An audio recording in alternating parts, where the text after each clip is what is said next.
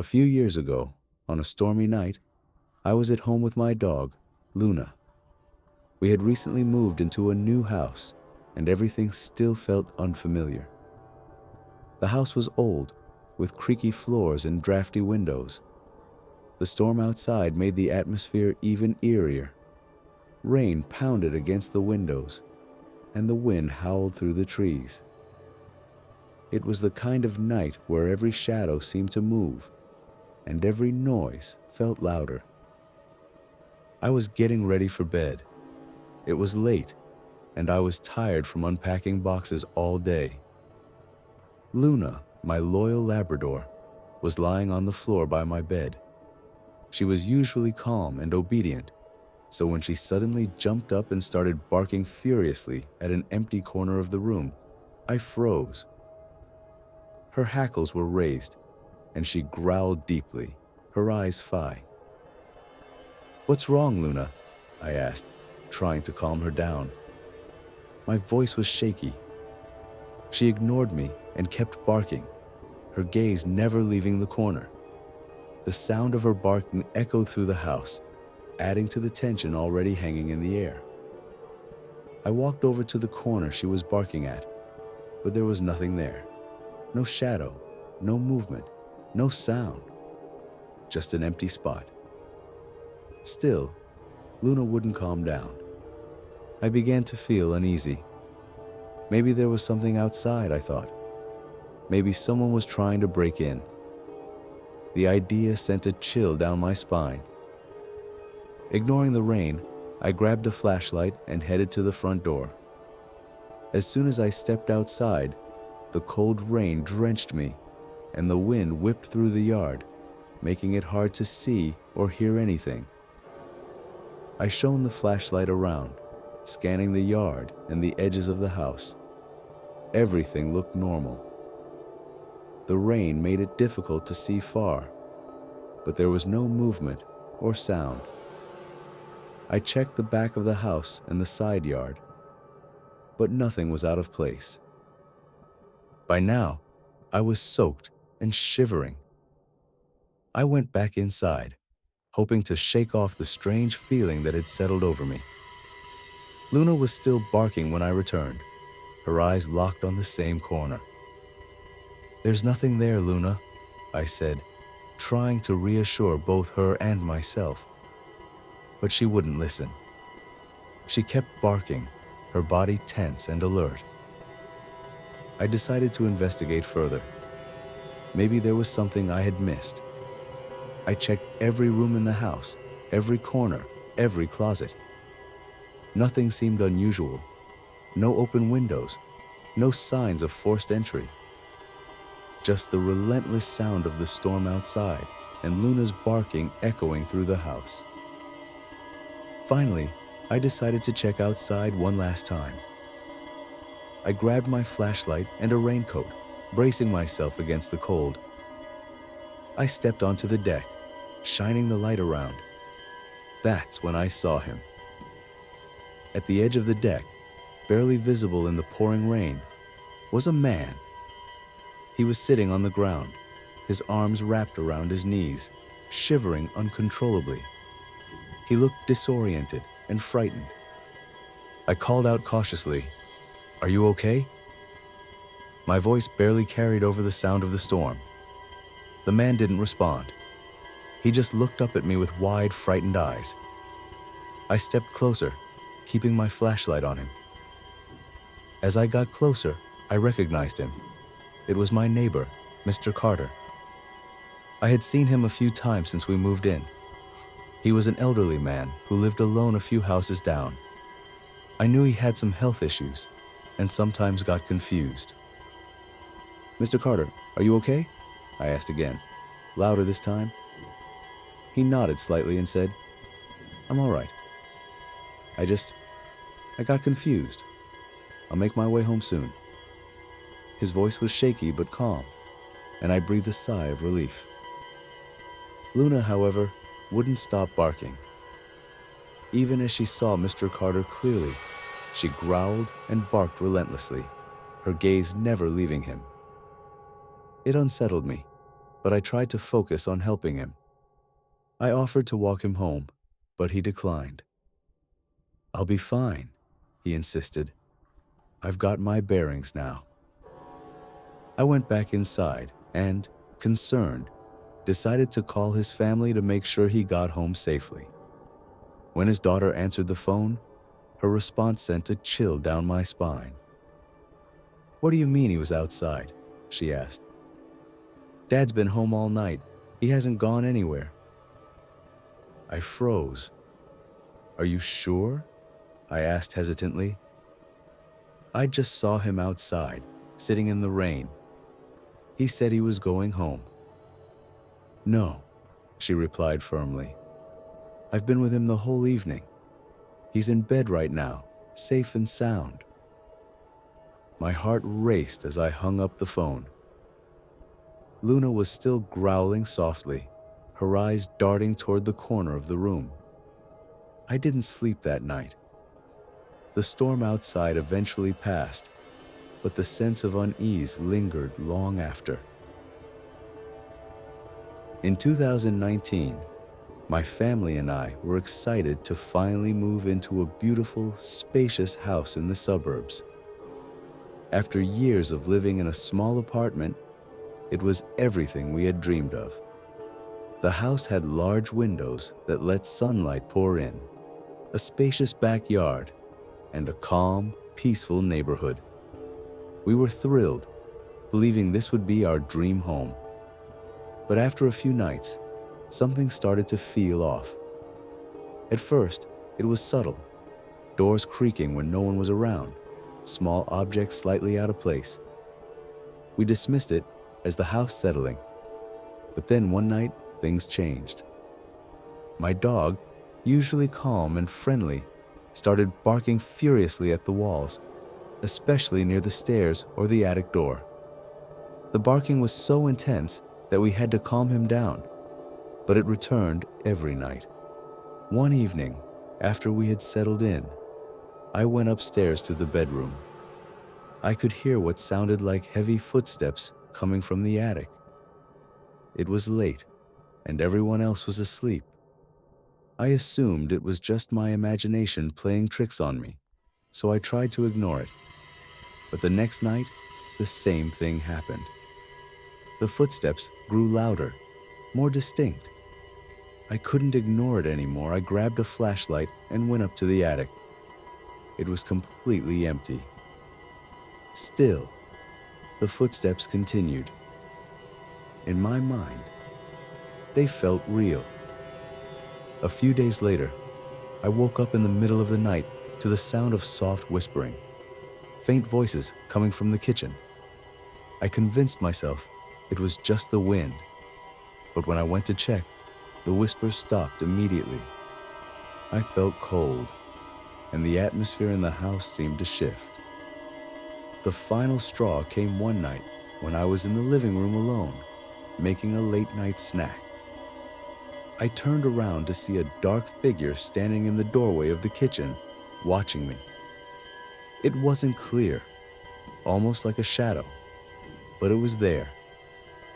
I froze in place, my heart pounding in my chest, before I turned on all the lights and rushed out. I never felt safe in that house again. We did some research and learned that the house had once belonged to an older couple who had passed away unexpectedly. No one had ever mentioned anything unusual about the house, but after digging deeper, we found out that the couple's passing wasn't peaceful, and there were rumors of a tragedy involving them. We called a paranormal investigator, who told us that the house was built on land where several unfortunate events had occurred, including a fatal accident in the 1800s. The spirits of those who had died there had never fully left, and the house was their domain. The investigator performed a cleansing ritual, and while it felt calmer, I could never shake the feeling that something was still watching me.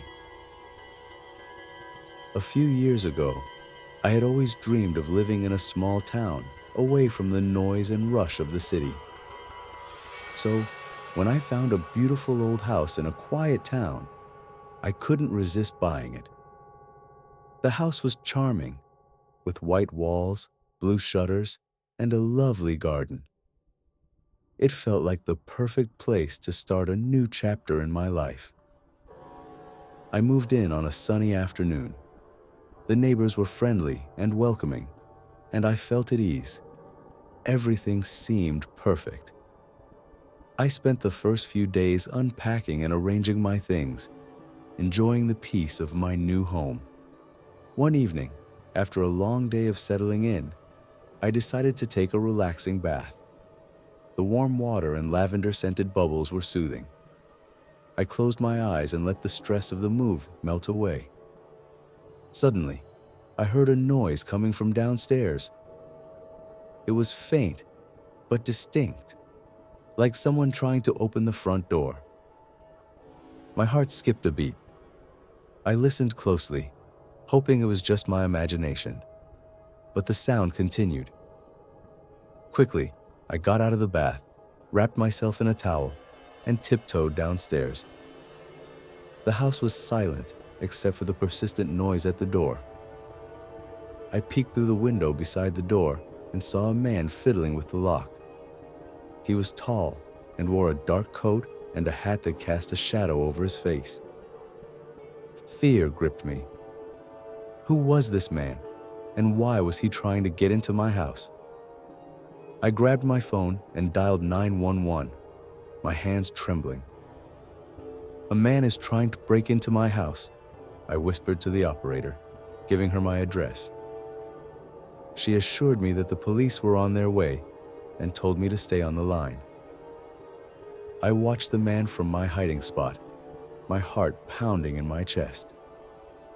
He continued to mess with the lock, his movements slow and deliberate. I wondered if he knew I was inside.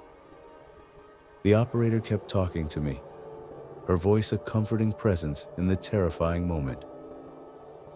After what felt like an eternity, I heard the sound of sirens approaching. The man looked up, startled, and quickly fled down the street. I watched as the police car pulled up to my house and 2 officers got out. I ran to the door and opened it, relief washing over me. The officers were kind and professional.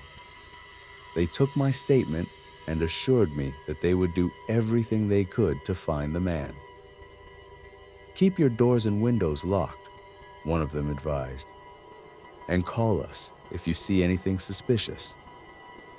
I thanked them and watched as they drove away, the sound of the sirens fading into the night. The next few days were tense. I couldn't shake the feeling of unease that had settled over me. Every creak of the house, every rustle of the wind made me jump. I installed new locks on all the doors and windows and even got a security system. I wanted to feel safe again in my own home. One evening, as I was sitting in the living room trying to read a book, I heard a noise outside. My heart raced as I peeked through the curtains. To my horror, I saw the same man standing in the garden, staring at the house. I immediately called the police again, my voice shaking. This time, the police arrived quickly and caught the man before he could run away. They handcuffed him and put him in the back of the police car. I watched from the window, my hands shaking with fear and relief. The officers came to the door and told me they had arrested the man. I asked who he was and why he was trying to get into my house. They looked at each other, then at me, their expressions serious. "We're not sure what his intentions were," one of the officers said. "He's not talking. We'll take him to the station and try to get some answers." Days passed, but I couldn't stop thinking about the man. Why was he trying to get into my house? What did he want? The police kept me updated, but they still didn't have any answers.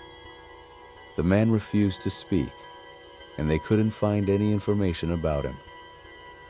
I tried to move on, to put the incident behind me, but it was difficult. The man's face haunted my dreams, and I found myself constantly looking over my shoulder. The small town that had once felt like a haven now seemed filled with shadows and secrets. One day, I received a call from the police. They told me the man had finally spoken. He claimed that he had no intention of harming me and that he was looking for something important. But he refused to say what it was or why he thought it was in my house. His motives remained a mystery, leaving me with more questions than answers. In 2021, after years of living in cramped apartments, my family decided to buy a newly renovated house. It seemed perfect, tucked away in a quiet neighborhood, far from the hustle and bustle of city life. We moved in with high hopes, ready for a fresh start. But from the moment we arrived, things felt wrong. On the first night, as we sat in the living room getting comfortable, I heard a loud bang from the hallway. At first, I thought it was just something falling, maybe the wind. But the house was sealed tight. A few hours later, the front door slammed shut on its own, with such force that the entire house shook. I rushed over to check, but the door was locked. There was no wind, no explanation. Then, there were the lights. It wasn't just that they flickered. It was as if they had a mind of their own. One night, I was in the kitchen when I noticed the light above me blinking, while every other light in the house stayed steady. I didn't think much of it at first. But when I went to the living room, the same thing happened. One light flickered, while the others remained on. It was almost as if the house itself was alive, trying to get my attention. But the most terrifying experience happened when I was home alone. I was sitting in my bedroom when I heard faint music playing in the hallway. It was a soft melody, almost like an old music box. Feeling uneasy, I got up and walked into the hallway. There was no radio, no speaker, nothing. The music stopped immediately. But when I turned around, I saw something that made my blood run cold. A tall, shadowy figure moving across the hallway.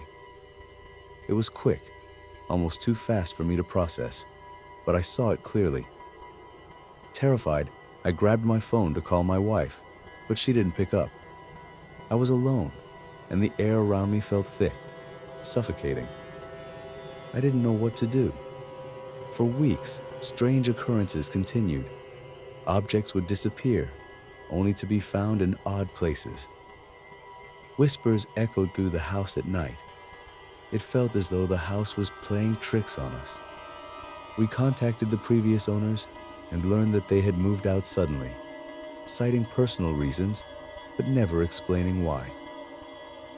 After some investigation, we discovered that the land had a dark history. It had been the site of several mysterious disappearances over the years, and the house had been built right on top of it. We tried to leave, but the feeling of being watched never left, even as we packed our belongings. Eventually, we sold the house and moved somewhere else. But I've never felt truly safe in any place since. The fear never truly leaves you once you've experienced something like that. A few years ago, my wife and I moved into what we thought would be our forever home, a beautiful, spacious house in the countryside. It was the perfect setting, a large yard, quiet roads, and a sense of calm we hadn't experienced in years. It was supposed to be the fresh start we needed, far away from the chaos of the city. At first, it felt like a dream come true. But after a few weeks, strange things started happening. At night, The house creaked, not like normal settling noises, but sharp, unnerving cracks. One evening, as I was watching TV, I heard footsteps walking across the wooden floor upstairs. I got up, walked around, and checked every room, but found nothing. My wife didn't hear anything, and I started doubting myself. But then the noises became more frequent. Sometimes I would even hear them during the day, footsteps following me, even when I was alone. Then came the whispers. Soft, indistinct voices filled the house, especially in the kitchen when I was by myself.